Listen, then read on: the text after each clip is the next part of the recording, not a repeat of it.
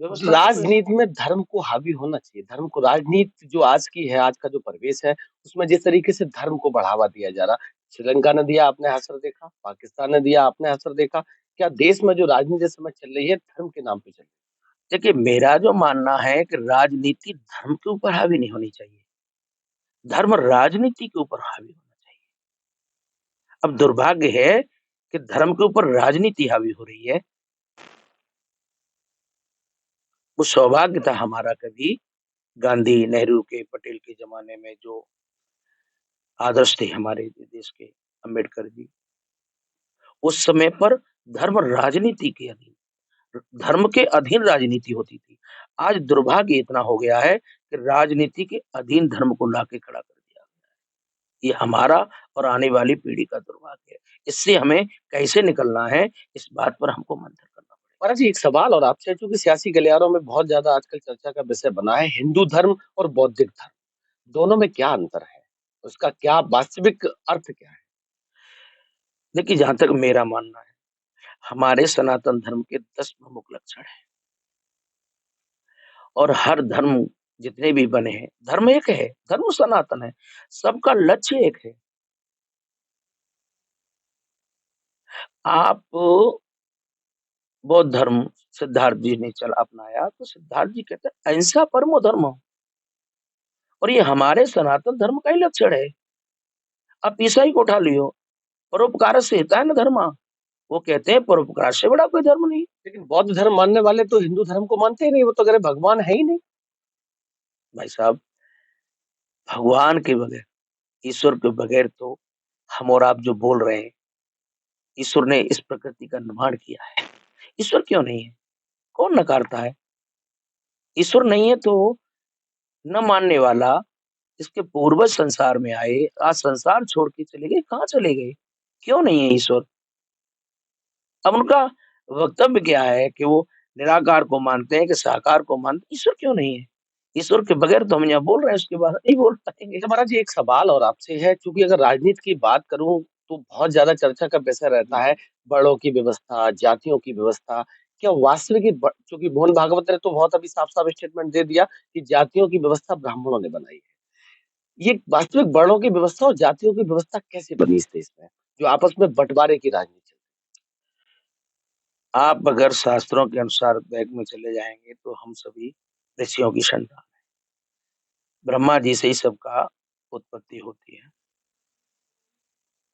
और उस समय पर वर्ण व्यवस्था जो अपनाई गई थी वो कर्म के आधार पे थी। एक पिता के अगर 4 संतान हैं, चाहे वो ब्राह्मण हो कोई भी हो, तो ऐसे नहीं होता, कर्म के अनुसार होता था। जो विद्वान थे, जो वेदों का स्वाध्याय अध्ययन करते थे, शिक्षा दीक्षा लेते थे, दान लेते देते थे, उनको ब्राह्मण की श्रेणी में रखा। जो बाहुबली थे, जो समाज और सीमा की देश की जो रक्षा के लिए सैनिक होते थे, उन्हें क्षत्रिय की व्यवस्था में रखा। जो लोग व्यापार करते थे, किसान को भी आप वैश्य की उसमें रखा गया, और जो लोग सेवक थे समाज में, तो मुझे लगता है कि जिन्हों को शूद्र की कैटेगरी में रखा गया, तो सबसे बेहतर अगर किरदार है किसी का तो वो शूद्र है। राम भद्राचार्य को जानते होंगे आप, नाम भी सुना होगा जी। आपने।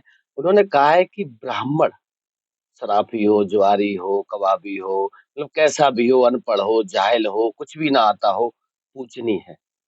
और शूद्र चाहे सारे वेदों का ज्ञाता हो, वो हमेशा अछूत क्यों माना जाता देखिए महाराज जी, वो बहुत बड़ी संत, और ऐसे महापुरुष के ऊपर हमारा कुछ बोलना भी व्यर्थ है? वो है। इतने बड़े संत हैं, उन्होंने कहा था कि मंदिर बन जाए, अगर मंदिर में जाओगे तो अस्पताल जाने की जरूरत नहीं पड़ेगी, 19 दिन से स्वयं भर्ती है। नहीं तो वो गौरव जी, जब वो वही आपको मिले तो इसका जवाब वही दे सकते हैं। जब उनका स्वास्थ्य खराब होता है तो उनको अयोध्या राम मंदिर में जाना था, फिर हॉस्पिटल की शायद जरूरत क्यों पड़ी? ये इससे बेहतर वही सवाल दे सकते हैं, क्योंकि एक बड़े संत पर टिप्पणी नहीं कर सकते हैं। महाराज जी, आखिरी सवाल है आपसे। एक चौपाई बहुत ज्यादा चर्चा का विषय बनी थी, ढोल गवार शूद्र पसुनारी सकल ताड़ना के अधिकारी। इसका वास्तविक अर्थ क्या है? क्योंकि मैंने बहुत लोगों से ये सवाल किया और आज तक मैं खुद संतुष्ट नहीं हो पाया इसमें। देखिए, गुरुजनों के द्वारा जहां तक मैंने सीखा, ताड़न जो शब्द आता है, ताड़न शब्द है शिक्षा के लिए।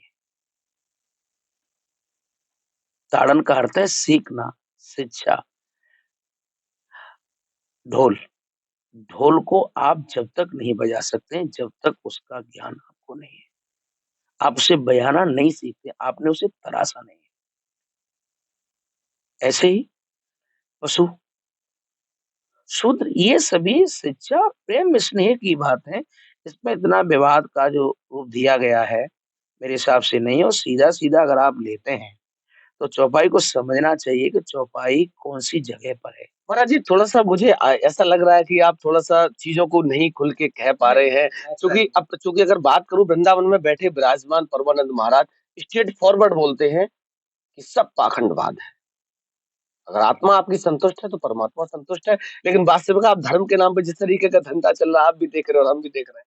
कुमार गौरव जी, मैंने आपसे पहले एक बात कही, शायद आप उसको सम पकड़ा नहीं, आपने उसपे चर्चा को विषय मोड़ दिया। मैं ये कह रहा हूँ, संसार में चमत्कार नहीं होते हैं। हमें हर एक परिश्रम करके हर लक्ष्य को प्राप्त करना होता है। जो व्यक्ति चमत्कार की दुनिया में फँसे हैं, वो वही पाखंड है। मैं पहले आपसे कह चुका हूँ, चमत्कार होते ही नहीं। समाज को क्या संदेश देना चाहते हैं धर्म के नाम पे, सनातन के नाम पे? सनातन, वास्तविक सनातन और हिंदू धर्म का उद्देश्य क्या है?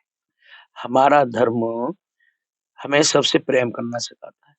हमारा धर्म हमसे प्रकृति से प्रेम करना सिखाता है। ये भगवान कृष्ण से बेहतर सनातन का कोई संदेश नहीं दे सकता। कृष्ण को जगत गुरु कहा गया और भगवान बार-बार इस बात को कह के गए कि आप जगत गुरु तभी बन सकते हैं जब आप हर एक कर्म को बड़ी ईमानदारी से करें। अब जो भक्ति का जो ढोंग आजकल फैलाया जा रहा है, आप उसी पे जो मुझे लाना चाहते हैं। प्रश्न ये खड़ा होता है कुमार गौरव जी, भक्ति है क्या? मैं तो साधना को मानता हूँ, हजारों वर्ष ऋषि मुनि जंगलों में जाते थे, तपस्याएँ करते थे, भूखे प्यासे रहते थे और भगवान की साधना में लीन रहते थे। आज की साधना आप देखते हो कि 12 बजे व्यास की गद्दी पे, 6 बजे उतरते हैं और 7 बजे दूसरी गद्दी पे और 8 बजे तीसरी गद्दी पे, और कुछ लोग तो ऐसे हैं कि 9 बजे लाइव भी आ जाते हैं, भूल जाते हैं हम अब किस गद्दी पे हैं। हम बार-बार एक बात कहते हैं कि जिस भक्ति के नाम पर ढोंग फैलाया जा रहा है, बार-बार हम जहाँ जाते हैं लोगों से कहते हैं कि भक्ति क्या है और कृष्ण से बेहतर भक्ति के बारे में कोई संदेश देकर के नहीं गया। कृष्ण कहते हैं, कर्म का ज्ञान ही भक्ति है और गीता को 3 भागों में डिवाइडेशन किया गया, कर्मयोग, ज्ञान योग, भक्ति योग। कृष्ण इसका सीधा-सीधा जवाब देते हैं, कर्म का ज्ञान ही भक्ति है। आप अपने कर्म को, अपने ज्ञान, अपने बोध के अनुसार ईमानदारी से अगर करते हैं, तो ये आपके जीवन की भक्ति है। कृष्ण कहते हैं, इस संसार में चमत्कार नहीं होते, हर एक जगह लड़ना पड़ता है। राम और कृष्ण के जीवन में मैं चाहता हूँ, मैं एक छोटा-सा व्यक्ति हूँ और मुझे लगता है कि जिस विषय में आप बात कर रहे हैं, उस विषय का मुझे कोई बड़ा ज्ञान भी नहीं है। लेकिन गुरुजनों के सानिध्य में जो मैंने सीखा है, मैंने अपने आप में जो मंथन और खोज की है, मैं इसे कह सकता हूँ कि राम और कृष्ण के जीवन में कहीं चमत्कार नहीं था, हर एक कर्म उन्होंने सिद्ध किया है। भक्ति ये नहीं है कि मैं अभी कहीं पहुँच जाऊँ, बहुत बड़ा ढेर सारा भंडारा कर दूँ, तो ये कोई भक्ति नहीं है, ये मेरा कर्तव्य है। मुझे भूखे लोगों को भोजन कराना चाहिए, सेवा भाव होना ये चाहिए सेवा भाव, भक्ति के नाम। यही तो मानवता है। अब लोग कथा कहने आ रहे हैं जो आपने कहा, मैं ये कहता हूँ जीवन में जो भी कर्म हमको जो भी किरदार मिला है, आपको पत्रकार का किरदार मिला है, तो आपके जीवन की भक्ति ये नहीं कि आप कहीं भी चले गए और जो भी उल्टा-सीधा किसी के दबाव या प्रभाव में आप खबरों को दबा जाएँ, तो आप अपने कर्म से गद्दारी कर रहे हैं, ये आपकी भक्ति नहीं है। आपकी सच्ची भक्ति, आपकी सच्ची निष्ठा ये है कि जो दायित्व आपको मिला है, आप उसे ईमानदारी से निभाएँ, जो खबर सच्चाई है आप उसको प्रकाशित करें, तो आप अपनी भक्ति कर रहे हैं महोदय। आपको पुत्र होने का किरदार मिला है, तो ये निर्भर आप पर करता है कि श्रवण कुमार की तरह आप अपने किरदार को कैसे निभाते हैं। अगर आपको संसार में आने के बाद में राम होने का किरदार मिला है, तो पिता की आज्ञा का पालन कैसे करते हैं और पिता से सवाल जवाब न करते हुए पिता की आज्ञा के लिए आप अगर 14 वर्ष के लिए वनगमन की यात्रा पर निकल पड़ते हैं, तो आप अपने जीवन में भक्ति कर रहे हैं। आपको अगर कृष्ण होने का अवसर किरदार इस संसार में आने के बाद मिला है, तो माता-पिता कैद में हैं, कारागृह में बंदी हैं और अगर माता-पिता की कैद को छुड़ाए बगैर आपके जीवन में अगर विश्राम नहीं है और आप हर एक वो कर्म संघर्ष ईमानदारी से करते हैं और जब तक अपने माता-पिता को कैद से मुक्त नहीं कर देते हैं, तब तक यदि आपके जीवन में विश्राम नहीं है, तो ये आपने पुत्र धर्म का पालन किया है, आपने अपने जीवन में भक्ति की है। बहुत सारी बातें आप समझ गए होंगे जी, कि जी। जो भी किरदार हमें मिला है, हम ईमानदारी से उसको निभाते हैं। हमें आचार्य होने का गुरु कृपा से परमाराध्य की कृपा से अवसर मिला है, तो मैं अपना कर्म अगर ईमानदारी से कर रहा हूँ, तो ये मेरे जीवन की भक्ति है। अगर मैं इसमें चला जाता हूँ कि मेरा समाज के प्रति रंग-रोगन, मेरी वेशभूषा अलग है, मैं वक्तव्य सुंदर दे रहा हूँ और उसको अपना मेरे अगर आचरण में वो बात नहीं है, तो मैं भक्ति नहीं कर रहा, एक मैं एक एक अधर्म कर रहा एक हूँ बात अगर। के लिए मैं आपकी तारीफ़ करना चाहूँगा क्योंकि मैंने बहुत कथावाचकों को सुना है। आज तक आपने कभी सार्वजनिक मंच पे बैठकर और जिस तरीके की फुहड़ताएँ चलती हैं, मैं भी देखता हूँ किस तरीके के रिएक्शन लोग सार्वजनिक मंच पे देते, चाहे महिलाओं की बात करूँ या पुरुषों की बात करूँ, आप उससे एकदम अलग हैं। कभी लगता नहीं है कि ये धर्म के नाम पे कथावाचक किस तरीके का पूरा करते हैं? कभी आपको नहीं लगता कि हमने गलत लाइन चुन ली? मुझे नहीं लगता। मुझे लगता है कि परम आराध्य बांके बिहारी ने इस शरीर पर दिव्य कृपा की है। गुरुजनों की दिव्य कृपा आशीर्वाद मेरे माता-पिता को मुझे मिला है। तो मुझे इसलिए नामित किया है ईश्वर ने, ये अवसर इसीलिए दिया है कि मैं चाहूँ और समाज को एक नई दिशा देने का प्रयास करूँ।